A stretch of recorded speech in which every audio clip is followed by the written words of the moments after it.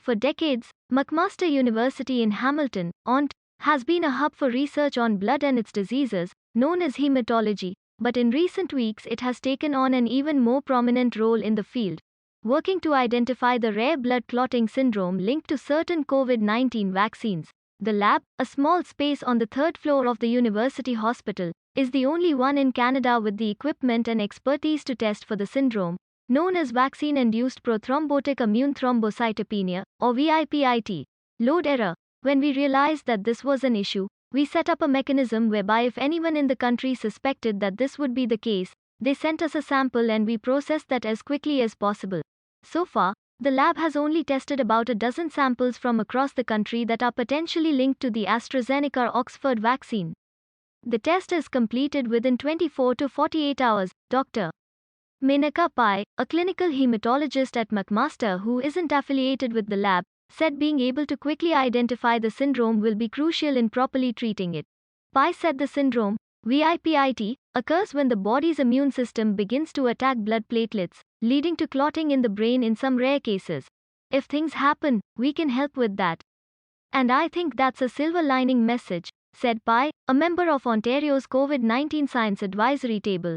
But Pai believes that rate is likely to be substantially reduced, as more cases are more quickly identified and the treatment of them improves. A key aspect is avoiding heparin, a blood-thinning medication commonly used to treat some kinds of clots, but which seems to make VIPIT worse.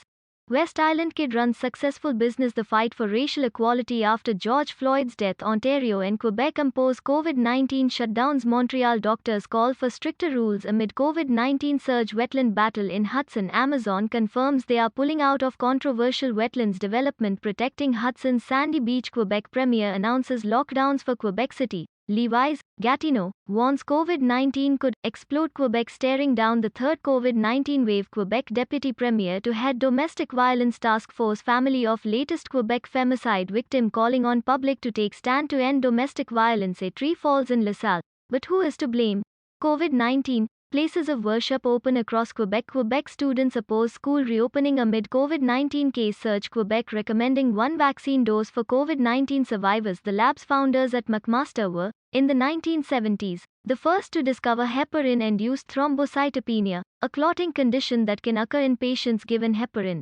The team now uses a variation of the same test to identify potential cases of VIPIT. Experts have warned against prescribing heparin in such cases.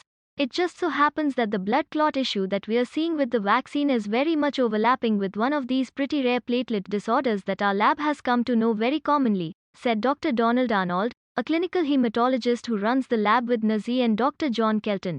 We're in a very unique position where we are able to get the test done for these patients who are suspected of having a vaccine-induced clot and tell them pretty much within a day or two that we can confirm that is, in fact, the diagnosis. While the risk of blood clots is very rare, people who receive the AstraZeneca shot in Canada will be told to look out for symptoms, including severe headaches, abdominal pain, leg pain or shortness of breath. Pai said healthcare professionals in Canada, Europe and beyond have been in communication to discuss best practices for how to treat the syndrome. Medical professionals across Canada, she said, have been advised to take caution in cases where a patient was recently vaccinated, and consult a hematologist if needed. We have to remember that this disease is only 3.5 weeks old. So at the beginning maybe people didn't know that you have to use a non-heparin blood thinner, she said.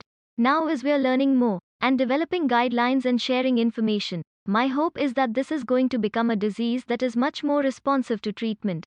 Get whatever vaccine is available to you. It's that simple. The longer you wait to get vaccinated, the longer you're not protected, Sharma said. We know the risks of getting these side effects from the vaccine are very rare. Based on evidence from the UK, which has administered 20 million doses of AstraZeneca, Sharma said the chance of developing these clots is roughly 1 in 250,000. The issue of blood clots extended to the Johnson & Johnson vaccine last week. It uses the same technology as AstraZeneca but has a different formula. The United States temporarily stopped using the vaccine after 6 people developed clots.